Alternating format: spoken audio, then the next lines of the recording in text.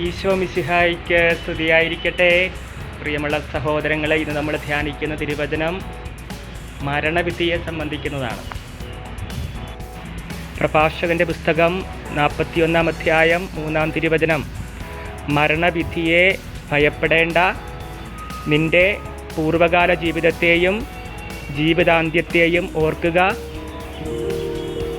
മർത്യകുലത്തിനുള്ള കർത്താവിൻ്റെ തീർപ്പാണിത്. തെസ്സലോനിക്കക്കാർക്ക് എഴുതിയ 1 ലേഖനം 4 അധ്യായം 15 തിരുവചനം. കർത്താവിൻ്റെ പ്രത്യാഗമനം വരെ നമ്മിൽ ജീവനോടെ ഇരിക്കുന്നവർ നിദ്ര പ്രാപിച്ചവർക്ക് മുന്നിലായിരിക്കുകയില്ലെന്ന് കർത്താവിൻ്റെ വചനത്തെ ആധാരമാക്കി ഞങ്ങൾ പറയുന്നു. പ്രിയമുള്ള സഹോദരങ്ങളെ, നിദ്ര പ്രാപിച്ചവരാണ് നമ്മളെക്കാൾ മുന്നിലായിരിക്കുന്നതെന്നാണ് തിരുവചനം നമ്മെ പഠിപ്പിക്കുന്നത്. നമുക്ക് നമ്മുടെ കുടുംബത്തിലൊക്കെ മരിച്ചവർക്ക് വേണ്ടി തിരുവചനം സമർപ്പിച്ചുകൊണ്ട്, ശുദ്ധീകരണാവസ്ഥയായിരിക്കുന്ന എല്ലാവരെയും സമർപ്പിച്ചുകൊണ്ട്, ഈ വചനത്തിൻ്റെ ശക്തിയാൽ അവർ സ്വർഗത്തിലായിരിക്കുകയും സ്വർഗത്തിലെത്തപ്പെടുകയും ഒപ്പം നമുക്ക് വേണ്ടി മാധ്യസ്ഥം വഹിക്കുകയും ചെയ്യുമാറാകട്ടെ. ആമേൻ.